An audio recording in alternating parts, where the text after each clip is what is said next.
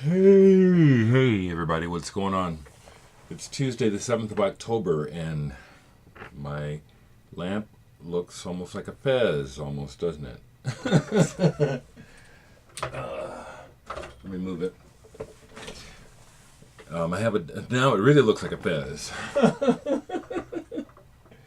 Okay, there we go. It's completely out of the picture. Okay. Yeah, that lamp is used, it's a utilitarian lamp, okay?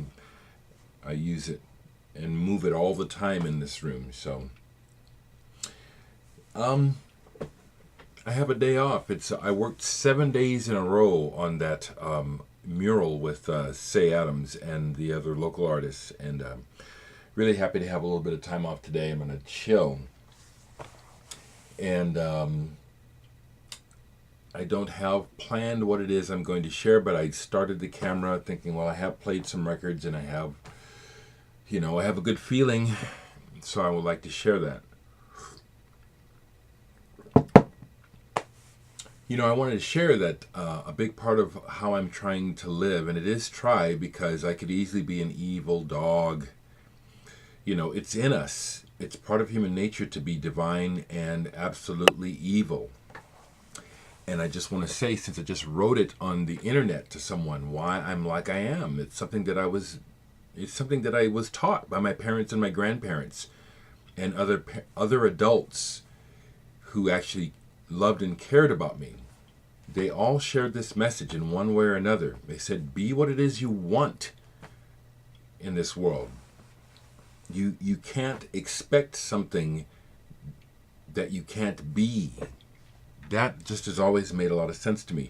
How can I expect you to be kind and reasonable to me if I don't know how to do that to you or to show you how I would like that done or how it feels to me? That's a big part of why I choose to try and be reasonable and patient and mostly positive, because I have the evil in me. I could be just as destructive and hateful as a lot of people are in this world, very mindless or mindfully so. I think that's what's even more disturbing, is when you know that people are purposefully just being destructive and murderous and hateful and harmful.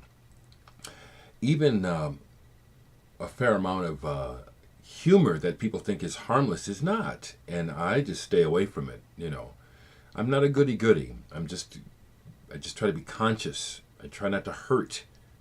That's all. I know what it's like to hurt. I know what it's like to be hurt.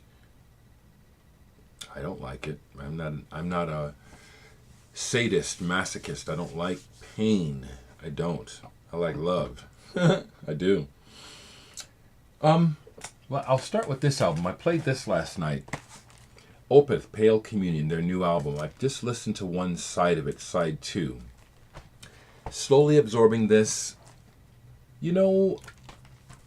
I like what Michael Ackerfeld is about and what he's trying to do. To my ears, this new phase of Opeth is in development. There are some interesting, cool riffs and parts going on here, but unlike Damnation, Deliverance, Blackwater Park, Still Life, it appears to me that the picture is not in focus yet for Michael. And I'll say him as opposed to the band, because the band follows Michael's vision.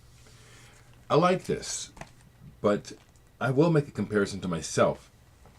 I get a much stronger charge from my music right now, Flyover and Murphy. The musics are not similar, but what captivates me about music is the same across the board. If there's an electrical or spiritual charge that's in the music, it's across the board. And the electrical charge that Opeth has had in the past I would like to say is here, but it's still gelling.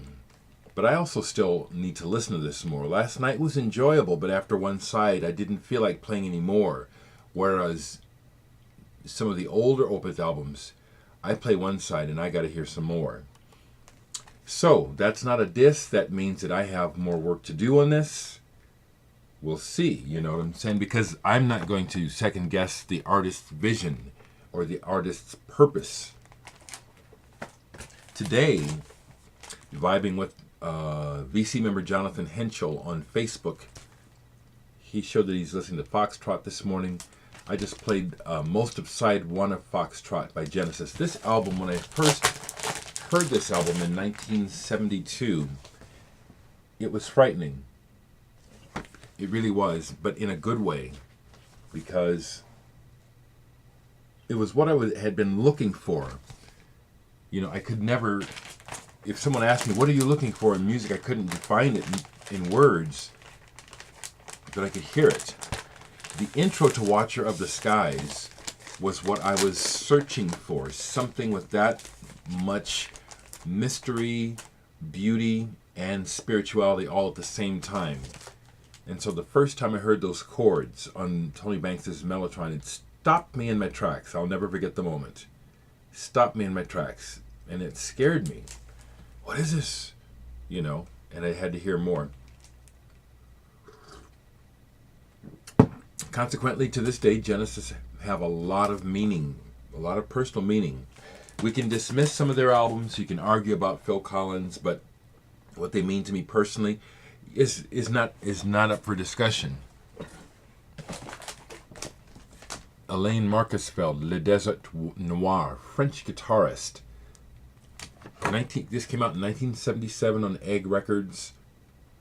This is psychedelic fusion led by his guitar work, which is really, really nice and edgy and very snarly and psychedelic. The music is almost like fusion, but psychedelic. This is a very good album. Alain Marcusfeld, Le Desert Noir.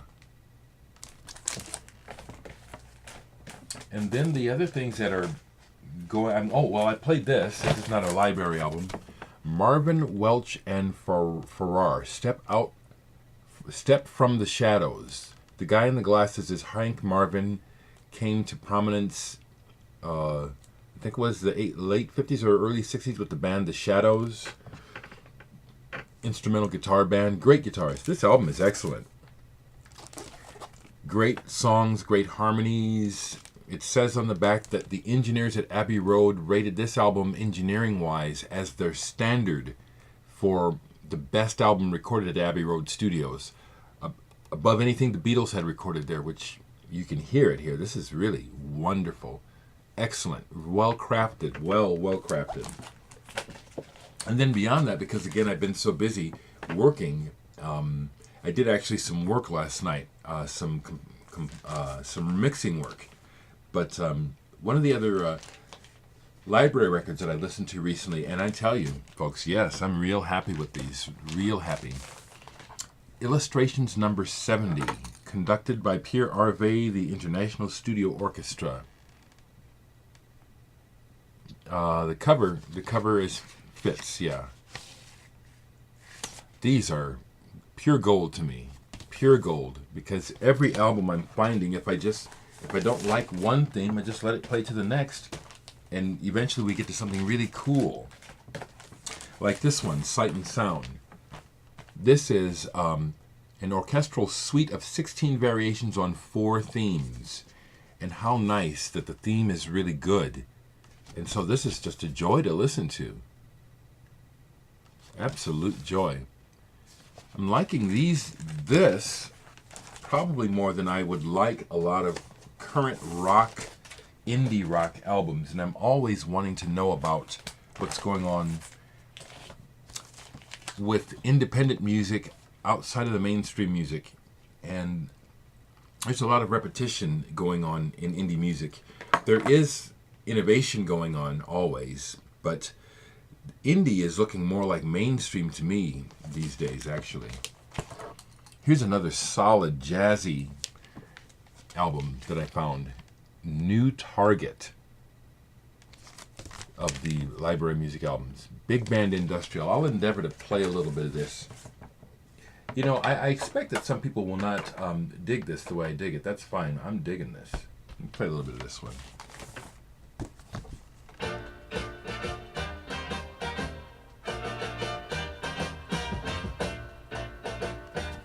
And so to see, the thing is, the way it starts off, it's music for television or commercials, it's for industry. And so it starts off like, this is kind of cheesy, but you just let it go. These guys can really play, and somewhere on this side is going to be at least one or two great tunes. These guys can play, that's one thing. Now, someone had asked me what I thought of Bob James. That Bob James came to mind, I think, to them when I mentioned this library music. Bob James very likely has made library music, or could have, but Bob James's commercial slant on his instrumental music has always struck me. It doesn't resonate. It's like Bob James and David Sanborn are real good examples of a commercial jazz that I really dislike. Really, does not resonate with me. Bob James, as a musician, however, has played on records I like, but his personal vision of what he was putting out on CTI and stuff, I did not like. Did not. And not to be taken personally, you know, saying I don't like Bob James is not saying I don't like the person that asked about Bob James. Surely you know that. See the second track on New Target? We're in business already. Now I can see someone saying, well, that kind of sounds like somebody, and maybe it does to you, but how it strikes me is what's important, you know. And this strikes me in a way where it's open for my interpretation. What kind of movie or soundtrack or part of the day does this illustrate for me musically? Another good one that's got water damage, I think I've shown this before, is Glass Eye. This is on the cheesy side of electronics, but just the right kind of cheesy. This is really a delightful album to listen to. Glass Head. Glass Head. Don't think I'll go too much further because I don't want to wait 3 frickin' hours for a 20-minute video to upload. The other thing I like to say, folks, is I'm with you all in spirit. I'm busy, occupied with my own stuff, so I'm not watching a lot of videos, but I'm with you, people. VC is alive and well. You know, a while back, a young man tried to come up with I don't know if I can, would it be like this? VC? There it is, VC. Had come up with that for VC. VC is alive and well, people. Do your thing.